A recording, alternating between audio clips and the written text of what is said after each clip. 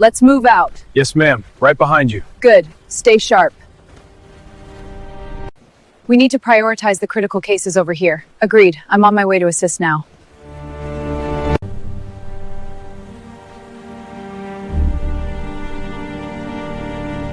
Emma Blackwood stared at the glowing screen before her, the blue light casting shadows across her tired face. It was 3 in the morning, and the intelligence agency's analysis floor was nearly empty.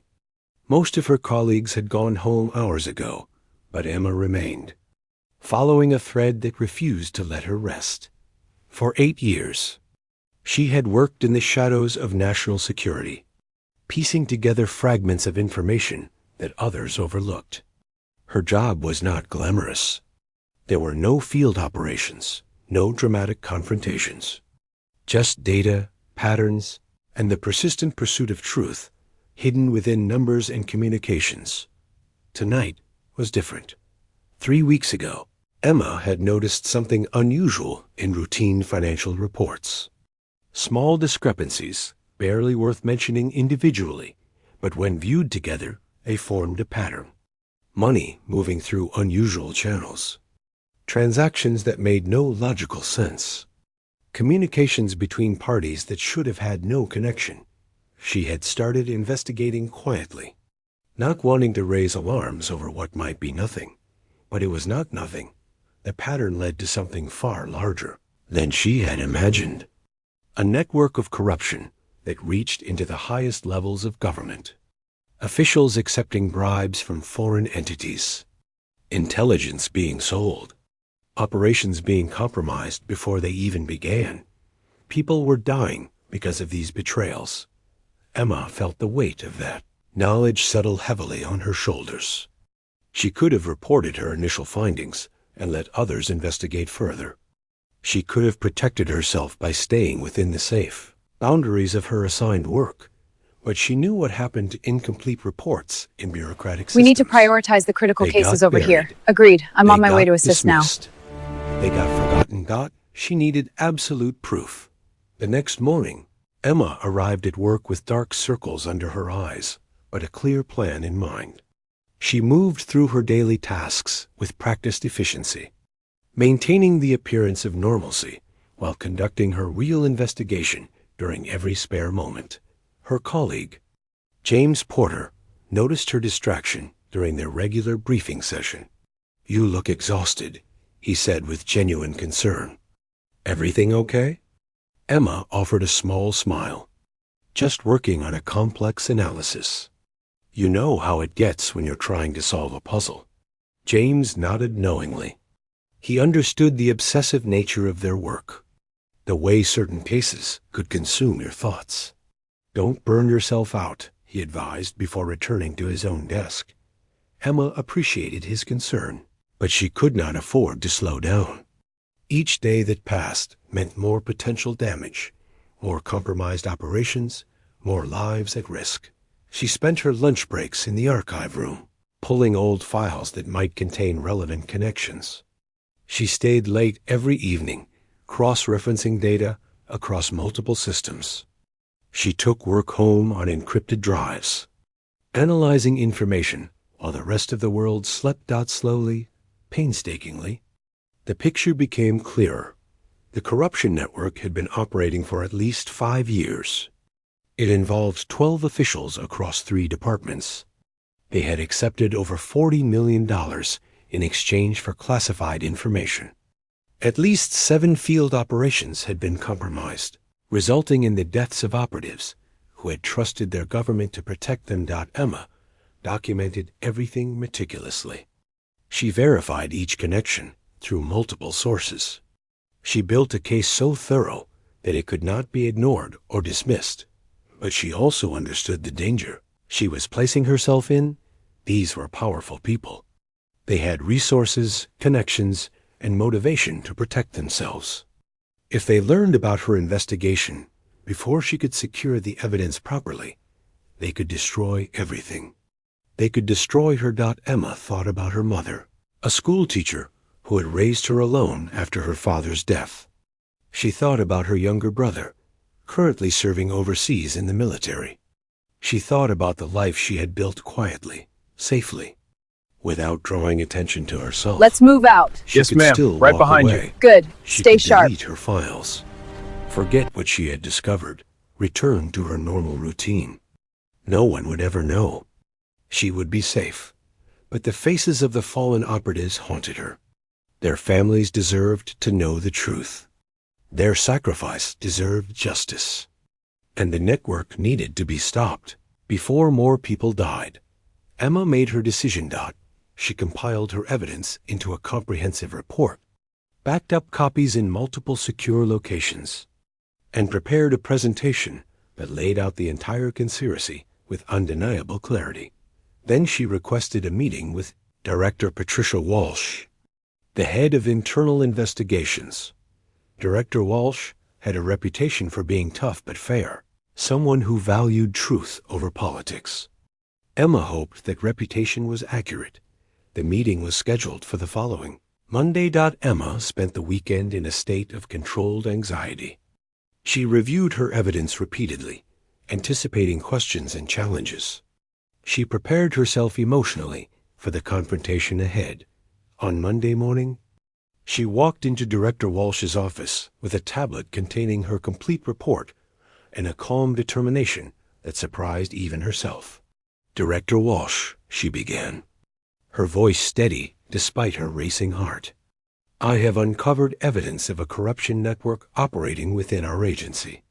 It involves senior officials, compromised operations, and the deaths of our people." The director's expression shifted from routine interest to sharp focus. "That is a serious accusation." Analyst Blackwood. "I have proof," Emma replied, sliding the tablet across the desk. "Everything is documented, verified, and ready for formal investigation." For the next 3 hours, Director Walsh reviewed the evidence while Emma answered questions, provided context, and demonstrated the thoroughness of her work. When the review concluded, the director looked at Emma with a mixture of respect and concern. "This will create significant problems across multiple departments," she said quietly. "The people involved will fight back. This investigation will be difficult and potentially dangerous." Emma nodded. "I understand. Why did you pursue this alone? Why not report earlier?"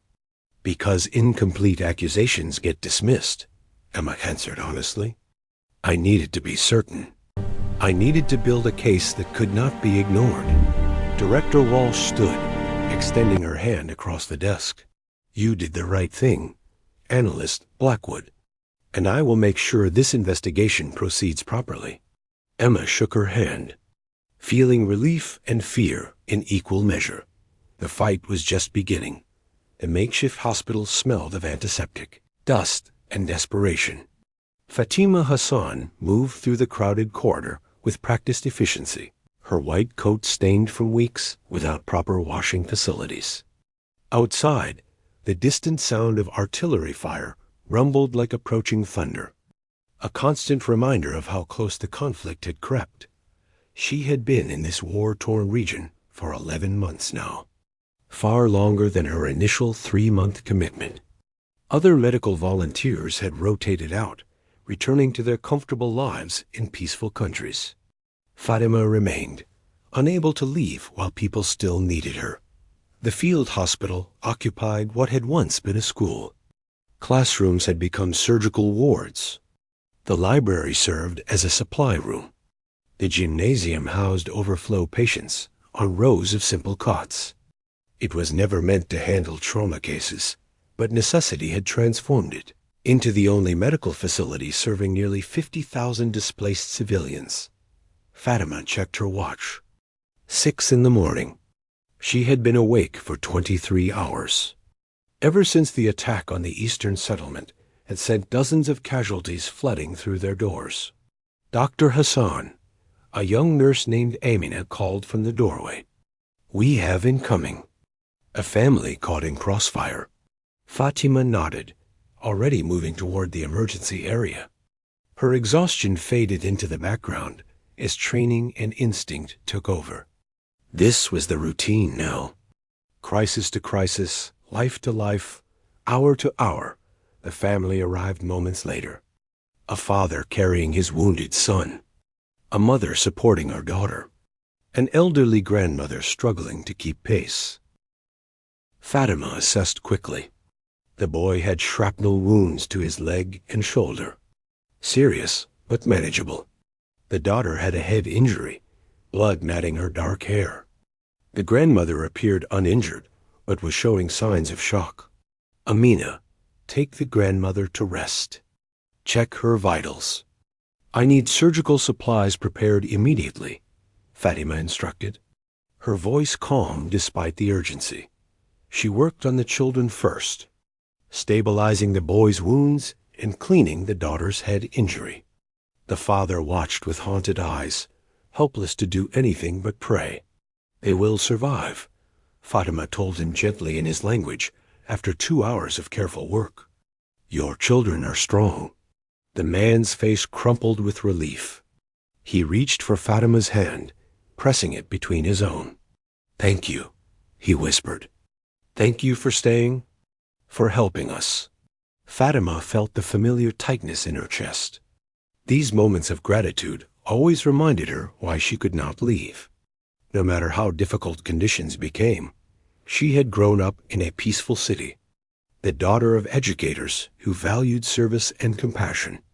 Medical school had been challenging but straightforward. Her residency had prepared her for complex cases, but nothing had truly prepared her for this. Here, she operated without adequate supplies. Here, she made decisions about who could be saved and who had injuries too severe for their limited resources. Here, she held the hands of dying children and tried to offer comfort when medicine failed. The ethical weight of it crushed her some nights, but she stayed by afternoon. The hospital was overwhelmed again. A bombing 3 miles away had destroyed 2 residential buildings. The casualties arrived in waves, carried by neighbors. Transported in damaged vehicles, some walking despite serious injuries. Fatima moved from patient to patient, triaging with efficiency born from terrible experience. She marked those who needed immediate surgery, those who could wait, those who required only basic treatment, and sometimes the hardest decision, those whose injuries were beyond what they could treat with available resources.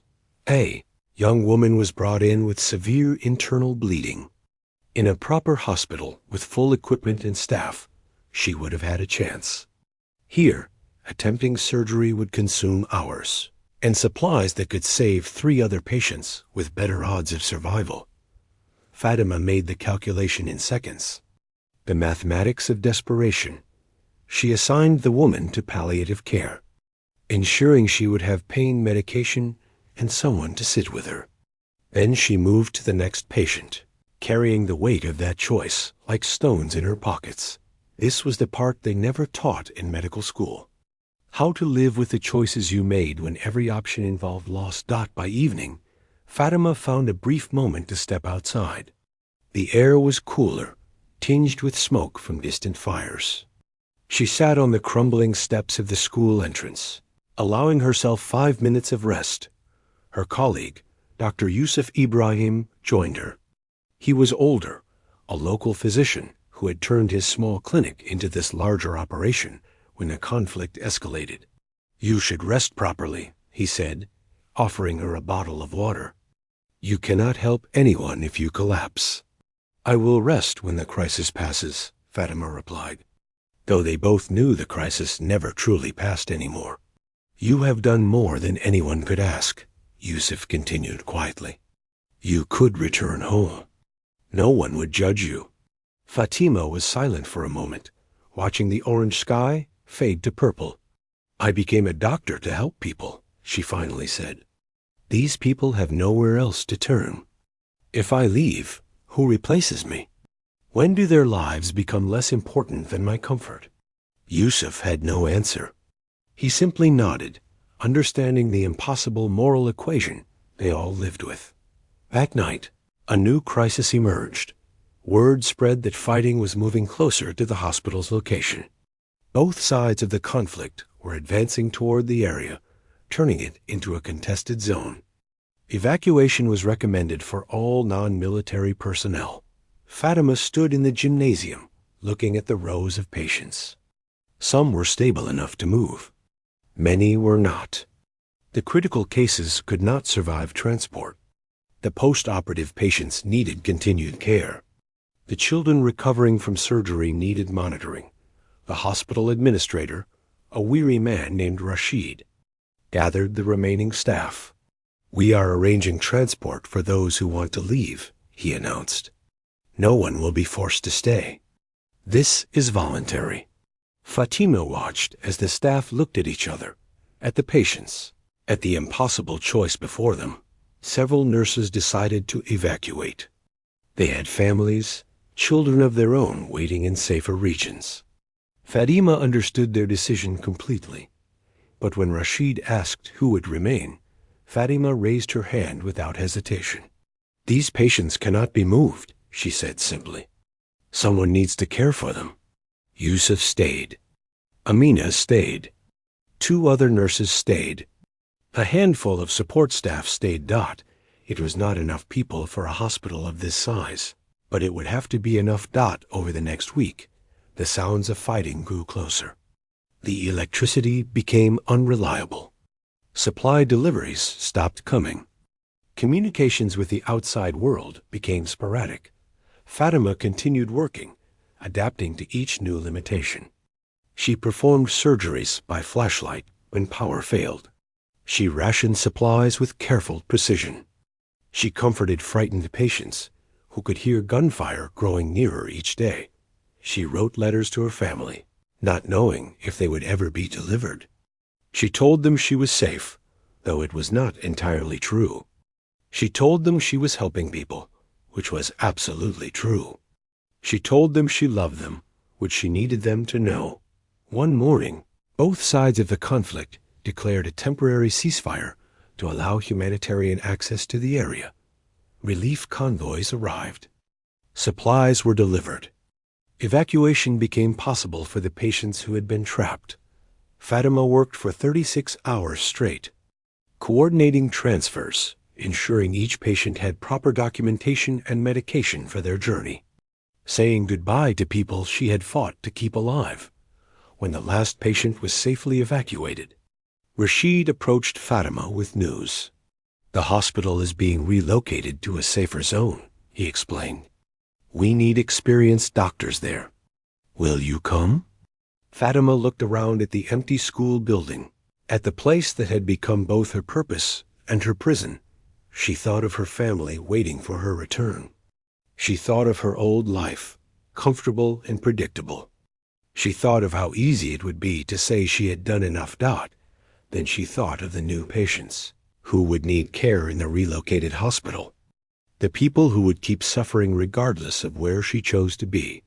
"Yes," she answered, "I will come." Because healing was not a temporary commitment. Because compassion did not come with limits. Because some people chose to stay in the hardest places, doing the hardest work, for no reason except that someone had to. Fatima gathered her few belongings and prepared for the next chapter, carrying forward the strength that came from knowing she had saved lives that would have otherwise been lost. Rosa Mendez sat in the cramped office of the underground newspaper, her fingers hovering over the keyboard. The single window was covered with thick curtains, blocking any view from the street below. A small fan struggled against the humid evening air, its blades clicking with each rotation. On her screen was an article that could change everything, or end everything. For 3 years, Rosa had been documenting the truth that official media refused to print. The corruption that drained public funds meant for schools and hospitals. The disappeared activists who dared to speak against the regime. The election fraud that kept the same authoritarian government in power year after year. Her newspaper, La Verdad Oculta, operated in the shadows. They printed at night, distributed before dawn, and never stayed in one location for long. The government knew they existed, but had not yet discovered who ran the operation. Rosa intended to keep it that way as long as possible. Tonight's article was different from the others. It was not just about corruption or injustice. It was evidence of something that could not be ignored, dismissed.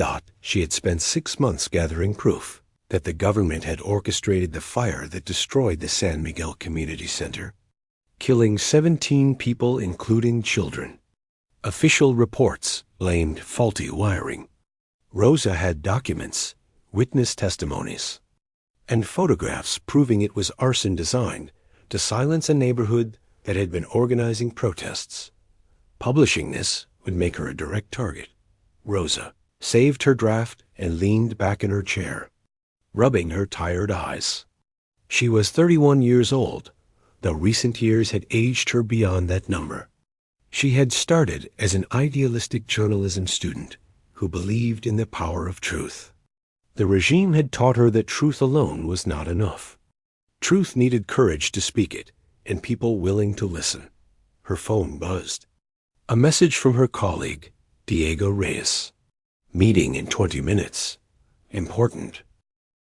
Rosa closed her laptop, tucked it into her worn messenger bag, and headed for the door.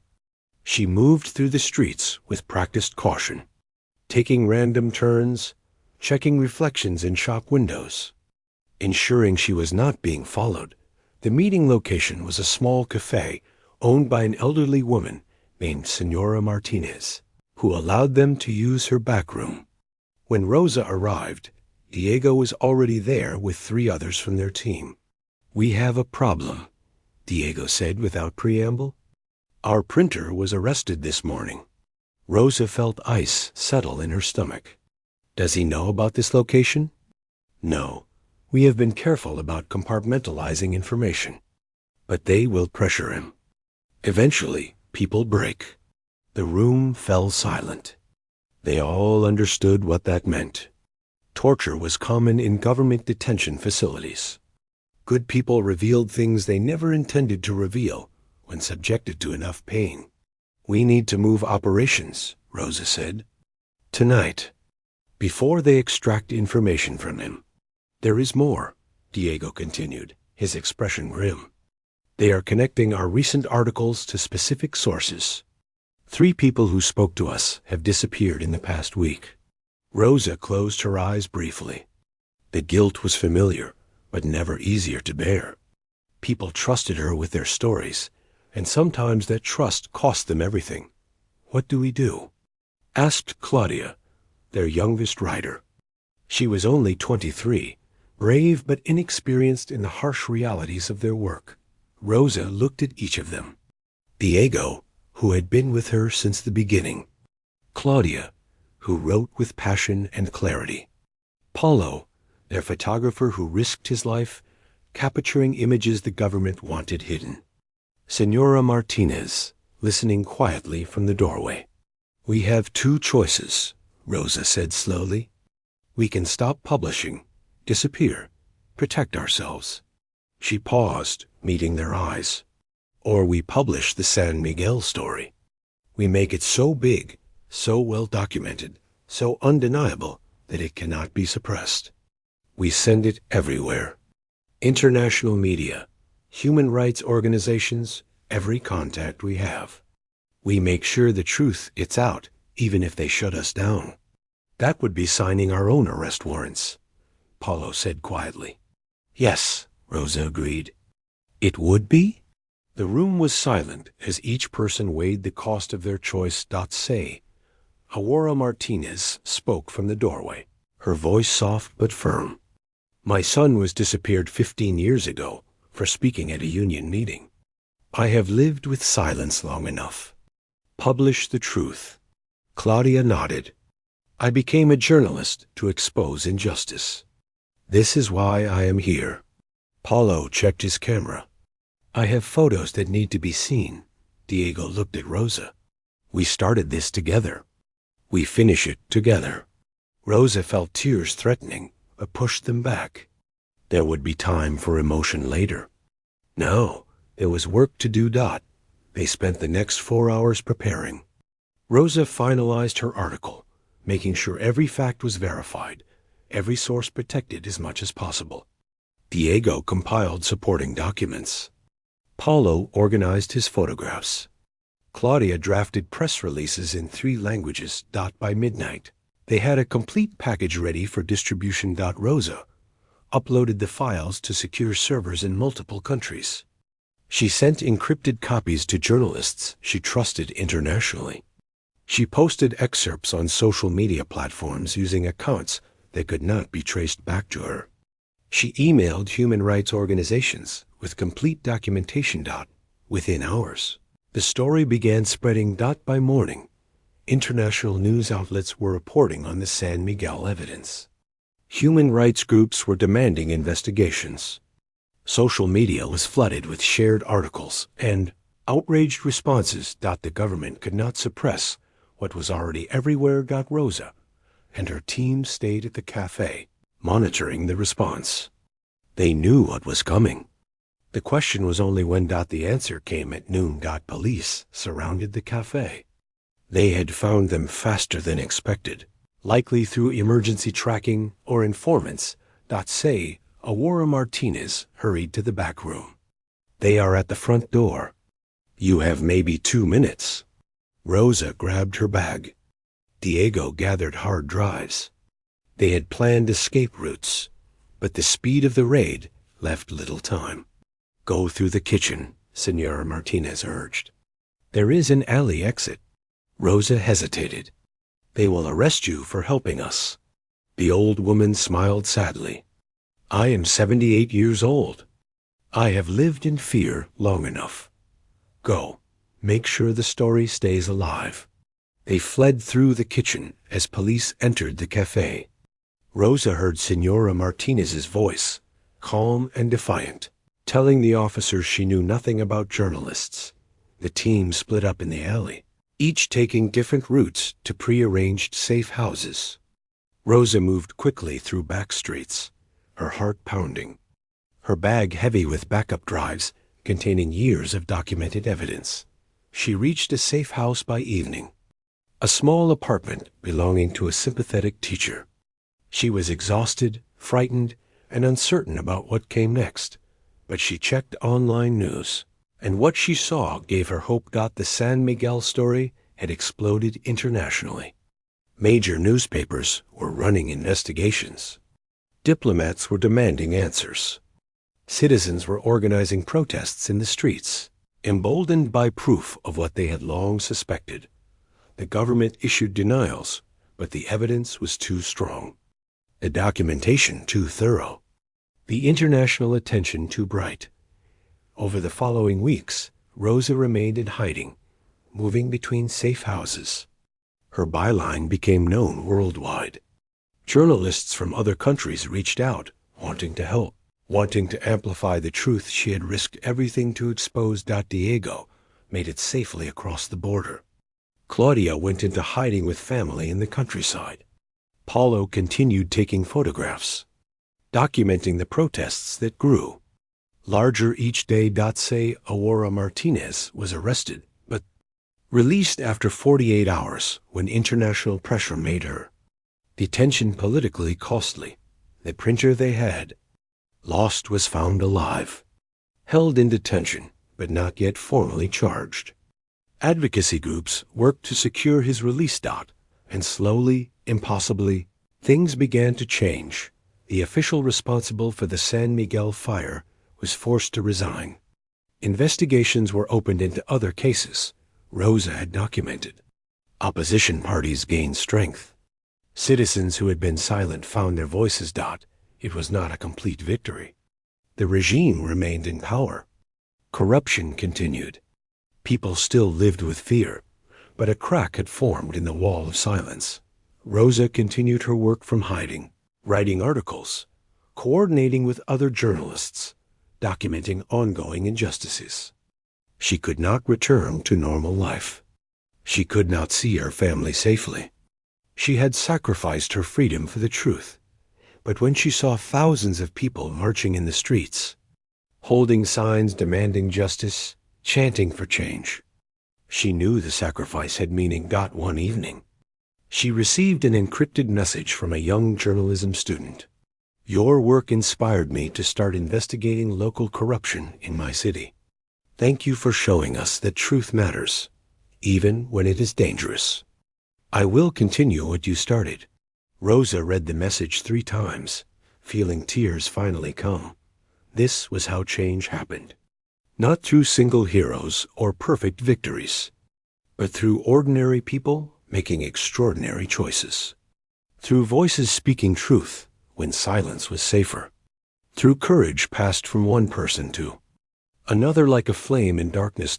She had been just one journalist with a laptop and determination, but her story had ignited something larger than herself. It had reminded people that their voices mattered, that documentation could not be burned, that truth, once released into the world, could not be completely destroyed.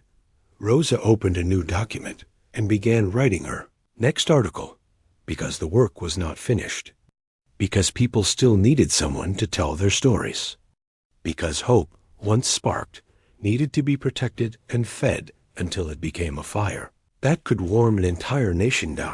She typed the first words with steady hands. The truth would continue, and so would she.